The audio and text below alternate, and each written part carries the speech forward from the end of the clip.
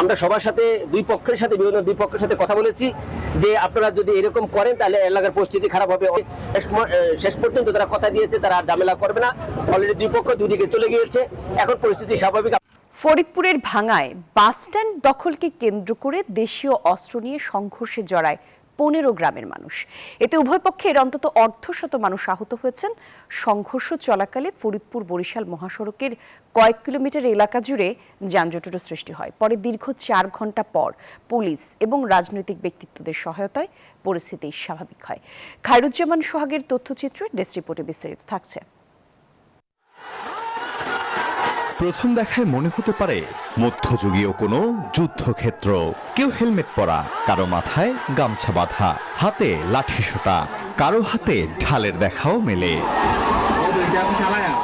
আধিপত্য বিস্তারকে কেন্দ্র করে ফরিদপুরের ভাঙ্গা উপজেলার প্রতি সপ্তাহে সর্বোচ্চবার বিকাশ পেমেন্টে 50 জন হবেন পেমেন্ট চ্যাম্পিয়ন। জিতে নিন টিভি সহ আকর্ষণীয় সব প্রাইজ। বিরোধী ইউনিয়নের 11 গ্রাম ও মানিকদাহ ইউনিয়নের 4 গ্রামবাসীর মধ্যে সংঘর্ষের দৃশ্য এটি। রবিবার সকাল থেকে দীর্ঘ 4 ঘন্টা ধরে চলে এই সংঘর্ষ। পুলিশ ও স্থানীয়রা জানায়, পুকুরিয়া বাস স্ট্যান্ড দখলকে কেন্দ্র করে মানিকদাহ ইউনিয়নের সুলতান মাতুব্বর ও হামিরদি ইউনিয়নের শিরুমোল্লার সমর্থকদের মধ্যে এই সংঘর্ষ শুরু হয়।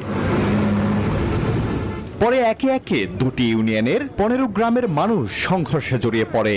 এতে পুলিশ, সাংবাদিক, রাজনৈতিক ব্যক্তি সহ উভয় পক্ষের অন্তত অর্ধশত মানুষ আহত হয়। অনেকদিন ধরে আর কি গ্যাঞ্জাম চলতেছে। 4-5 ঘন্টা যে গন্ডগোলটা হলো আজকে এখানে মূলত এই পুকুরিয়া বাস স্ট্যান্ড, আধিপত্য বিস্তার নিয়ে পুলিশ প্রশাসন যথেষ্ট ভূমিকা নিয়েছেন, তারা কিছু করতে পারে না। পরবর্তীতে আমি নিজে এসে আমি জ্যাকেট পরে, হেলমেট পরে আমি ওসি মহোদয় এবং এসপি সাহেব সহ সবাইকে নিয়ে উভয় পক্ষকে সান্ত্বনা দিয়ে তাদেরকে দুই পক্ষকে সরিয়ে দিতে চেষ্টা করেছি। এ ঘটনায় ফরিদপুর বরিশাল মহাসড়কের কয়েক কিলোমিটার এলাকা জুড়ে সৃষ্টি হয় যানজট। পরে দীর্ঘ 4 ঘন্টা পর পুলিশ পরিস্থিতি নিয়ন্ত্রণে আনে। এ সময় পুলিশ রাবার বুলেট ও টিয়ার শেল নিক্ষেপ করে। আমরা সবার সাথে বিভিন্ন দুই পক্ষের সাথে কথা বলেছি যে আপনারা যদি এরকম করেন তাহলে এলাকার পরিস্থিতি খারাপ হবে। শেষ পর্যন্ত তারা কথা দিয়েছে তারা আর ঝামেলা করবে না।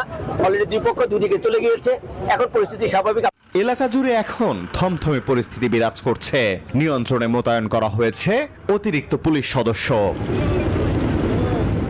Desk report, news 24।